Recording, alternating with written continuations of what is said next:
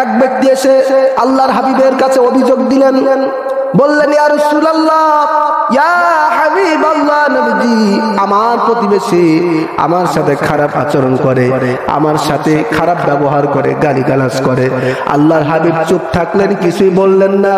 আবার দ্বিতীয় দিন ব্যক্তিটি এসে বললেন, ইয়া রাসূলুল্লাহ, ইয়া হাবিবাল্লাহ, আমার প্রতিবেশী আমার সাথে খারাপ আচরণ করে, আপনি নবীজি আপনার দরবারে আমি অভিযোগ দিলাম। সুবহানাল্লাহ।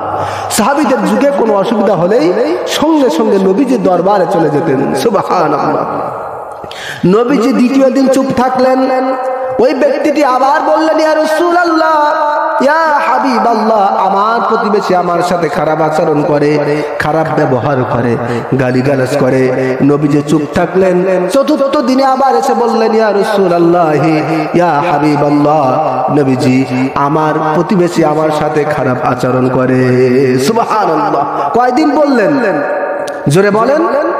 4 দিন বলার পরে নবীজি বলছেন, আচ্ছা ঠিক আছে, তোমার প্রতিবেশী তোমার সাথে খারাপ ব্যবহার করে, খারাপ আচরণ করে, তো ঠিক আছে, প্রতিবেশীকে তোমার কিছুই বলার দরকার নাই, তুমি তোমার খাতা বালিশ, তোমার বিছানাপত্র সবগুলো নিয়ে তুমি রাস্তায় অবস্থান করো।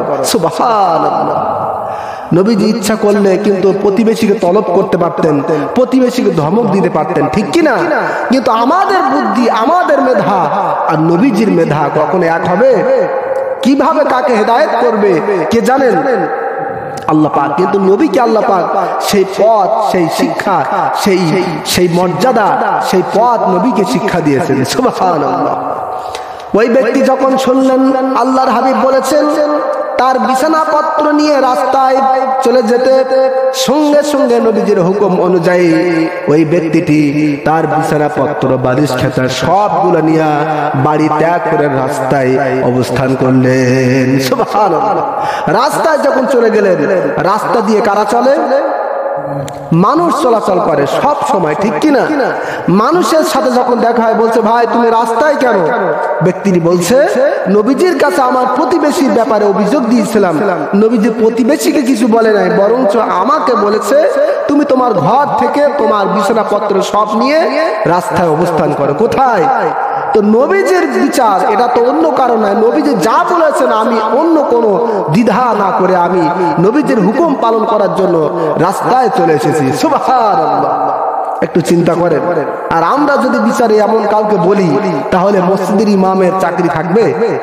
যে হুজুর আরো দেখবে কিভাবে প্রতিবেশীকে শাসানো যায়, কিভাবে ঠিক করা যায়, তা না করে আমাকে রাস্তায় নামাতে বলছেন, এই বিচার হলো না, ঠিক না? প্রিয় বাবাজিরা আমার, রাস্তা দিয়ে যখন মানুষ যাচ্ছে, ওই ব্যক্তি বলছে প্রতিবেশীর কারণে আমি রাস্তায় নেমেছি। সঙ্গে সঙ্গে রাস্তার মানুষেরা বদদুয়া করতেছে যে এই প্রতিবেশী তোমার উপরে জুলুম করেছে, আল্লাহ পাক যেন ওই প্রতিবেশীর উপরে তার গজব নাজিল করেন। আল্লাহু আকবার। দোয়াটা ভালো হলো না খারাপ হলো? একজন ব্যক্তি যাচ্ছে, দুইজন ব্যক্তি যাচ্ছে, যেই শুনতেছে সেই বলতেছে প্রতিবেশীর উপরে আল্লাহ পাকের গজব নাজিল হোক। আল্লাহু আকবার।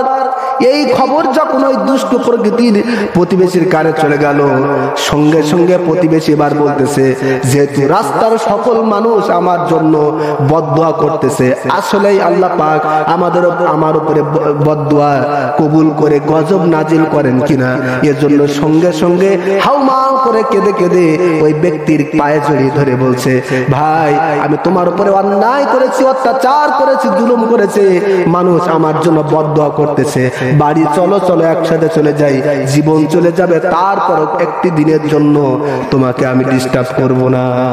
সুবহানাল্লাহ। কত সুন্দর ফয়সালা হয়ে গেল। মারা লাগলো না, গালিগালাজ করা লাগলো না, ধমক দেওয়া লাগলো না। সুবহানাল্লাহ। এই পথ, এই মত শিক্ষা দিয়েছেন কে? আল্লাহর হাবিব সাল্লাল্লাহু আলাইহি সাল্লাম। কাজে প্রতিবেশী আপনার আমার সাথে জুলুম করতে পারে, আপনি একটু ধৈর্য ধরুন, আপনি একটু ভালো পথ অবলম্বন করুন, দেখবেন ওই প্রতিবেশী আপনার উপরে সদয় ব্যবহার করতে শিখবে, ঠিক কিনা? আল্লাহ পাক কোরআন কারীমের মধ্যে বলেছেন ইদফা বিল্লাতি হিয়া আহসান। আল্লাহ পাক বলছেন যে মানুষ যখন তোমার উপরে খারাপ আচরণ করবে, খারাপ ব্যবহার করবে, তুমি খারাপের পরিবর্তে খারাপ দিবে না, বরং খারাপের পরিবর্তে ভালো ব্যবহার করবে, দেখবে ওই ব্যক্তি তোমার চরম শত্রু পরম বন্ধুতে পরিণত হয়ে যাবে। সুবহানাল্লাহ। সম্মানিত হাজিরিন, এর জন্য প্রতিবেশীর হক আমাদের আদায় করার দরকার আছে না নাই? অবশ্যই রয়েছে। আল্লাহর হাবিব সাল্লাল্লাহু আলাইহি ওয়াসাল্লাম বলেছেন যে তোমার বাড়ির আশপাশের 40টি ঘর হচ্ছে তোমার প্রতিবেশী। কি? প্রতিবেশী। কাজেই এই প্রতিবেশীদের সাথে আমাদের অত্যন্ত ভালো ব্যবহার করতে হবে। আর এই প্রতিবেশীর সাথে ভালো ব্যবহার করলে কোথায় যাওয়া যায়? আল্লাহর জান্নাত। প্রথমেই বলেছি আল্লাহর হাবিব সাল্লাল্লাহু আলাইহি ওয়াসাল্লাম বলেছেন মান আকালা তাইয়িবান ওয়া আমিলা ফি সুন্নাতিন ওয়া আমিনান নাসি বাওয়াইকাহু দাখালাল জান্নাহ। যে ব্যক্তি হালাল খাদ্য গ্রহণ করবে, সুন্নাত অনুযায়ী আমল করবে, আর প্রতিবেশীর সাথে মানুষের সাথে ভালো ব্যবহার করবে, ওই ব্যক্তি আল্লাহর জান্নাতে চলে যাবে। সুবহানাল্লাহ।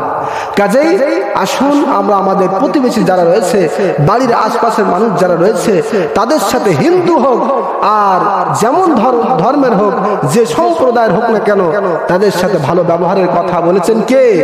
ওয়াল জারি যিল কুরবা ওয়াল জারিল জুনুব। আল্লাহ পাক বলছেন নিকটতম প্রতিবেশী এবং দূরতম প্রতিবেশীদের সাথে তোমরা ভালো আচরণ, ভালো ব্যবহার করো। সুবহানাল্লাহ। আল্লাহ পাক যেন আমাদের সকলকে আমাদের প্রতিবেশীদের সাথে ভালো ব্যবহার, ভালো আচরণ করার তৌফিক দান করেন। বলেন আল্লাহুম্মা আমিন। আমিন ওয়া আখিরু দাওয়ানা আনিল হামদুলিল্লাহি রাব্বিল আলামিন।